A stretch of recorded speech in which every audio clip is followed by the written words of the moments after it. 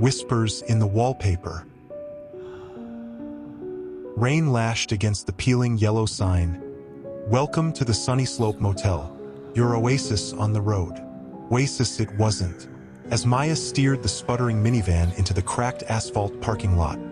The only light came from a single flickering bulb above the office door. The neon vacancy sign, long dead, seemed to mock their predicament. They were stranded. A flat tire on a deserted stretch of highway, a dying phone with no signal, and a storm brewing on the horizon. Maya, normally the calm one, felt a prickle of unease crawl up her neck. Her boyfriend, Alex, ever the optimist, shrugged. Looks like we're spending the night here, honey. Adventure, he said, a forced enthusiasm in his voice. The motel office was dank and dusty. A cobwebby chandelier swayed precariously overhead. A hunched figure behind a cluttered desk squinted at them through thick glasses. Mr. Crowley, the name tag declared. "One room for the night," Maya said, her voice hoarse. Mr. Crowley shuffled through a stack of dusty registration cards, his silence heavier than the rain drumming on the roof. Finally, he slapped a key down with a bony hand. Room 13. End of the hall. Room 13. Unlucky. Maya shuddered, but exhaustion outweighed superstition. The room was worse than they anticipated. Wallpaper hung in peeling strips, the floral pattern a faded nightmare. A single bare bulb cast an anemic glow on the threadbare furniture. The stench of mildew hung thick in the air. "This place is awful," Alex muttered, trying to lighten the mood. Suddenly, a loud screech echoed through the room. A rusted ceiling fan spun erratically, blades groaning in protest. A gust of wind slammed the window shut, plunging them into momentary darkness. The silence that followed was heavy, as if the room itself held its breath. Maya reached for the lamp on the bedside table. As she flicked the switch, a grainy black and white photograph hanging on the wall caught her eye. An old woman, her face etched with 1,000 wrinkles, stared back with a malevolent glint in her eyes. A caption in faded ink read, "Gladys Sunnyslope, proprietor, 1947. Ignoring the unsettling feeling in her gut, Maya settled down on the creaky bed. Sleep, however, was elusive. Every creak of the floorboards, every groan of the wind outside, sent shivers down her spine. Alex, sensing her anxiety, held her close. Around midnight, a piercing scream shattered the silence. Alex bolted upright. "Did you hear that?" Maya's heart pounded in her chest.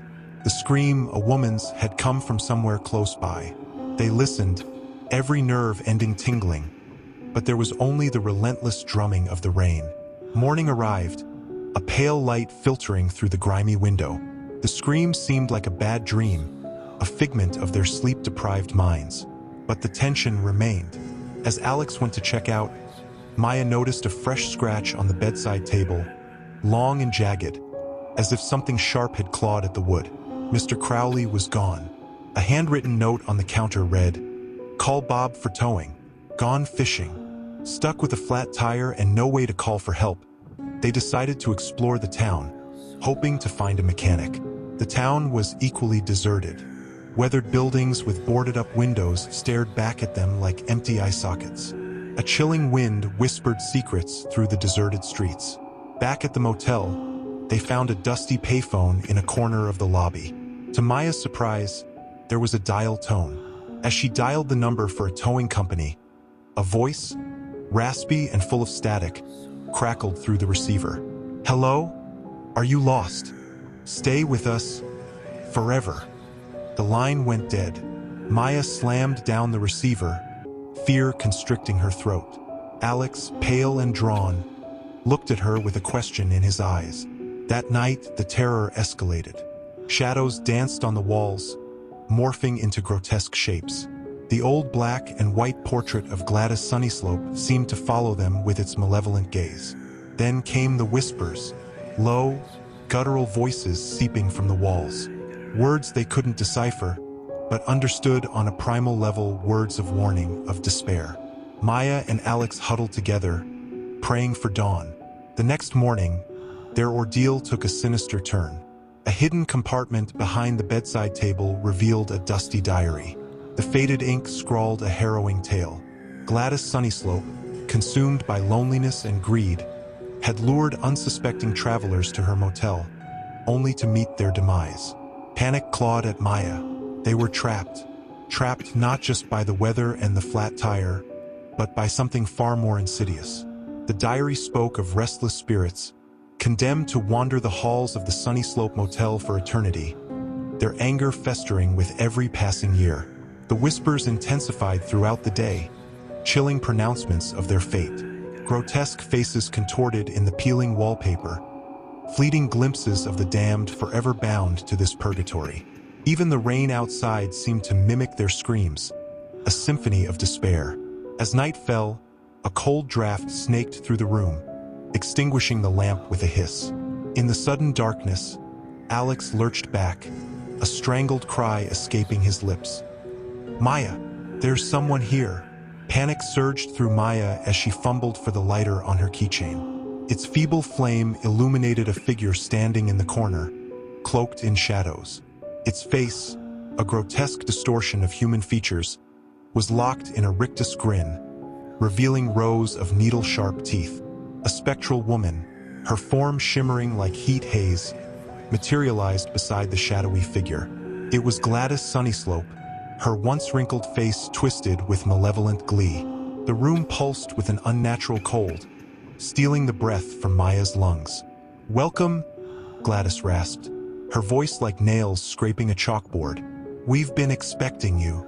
Suddenly, the room was filled with a cacophony of tortured screams. Spectral figures materialized, their agonized forms a chilling reflection of the motel's dark past. Trapped souls, bound to Gladys's will, fixated on Maya and Alex with chilling hunger in their vacant eyes. Maya stumbled back, her hand brushing against the bedside table. The diary.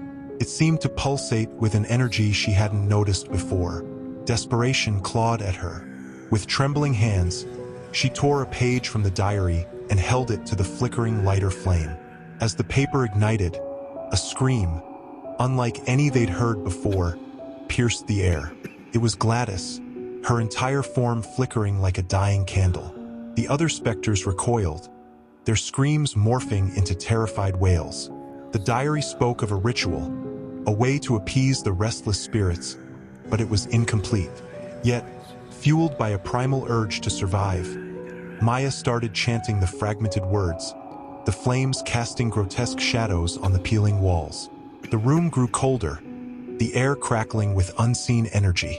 The specters writhed in agony, their ethereal forms blurring and fading. Gladys, her form mere wisps of smoke, shrieked in defiance. Suddenly, a gust of wind slammed against the window, extinguishing the flame. The diary page fluttered onto the floor, a silent testament to their desperate attempt. Darkness engulfed them. Silence descended, heavy and oppressive. Trapped in the suffocating dark, Maya clung to Alex, their breaths shallow and rapid. A chilling laughter echoed through the room, devoid of amusement, a cruel harbinger of their fate. "Foolish child," a raspy voice whispered in Maya's ear. "You cannot escape the Sunnyslope. You are ours now, forever lost in the endless night." Terror choked Maya's scream. With a bone-chilling certainty, she knew their struggle had been in vain. Trapped in a living nightmare, the malevolent laughter filled the room, a chilling prelude to the eternity of torment awaiting them in the Sunnyslope Motel. Their oasis on the road turned into a tomb.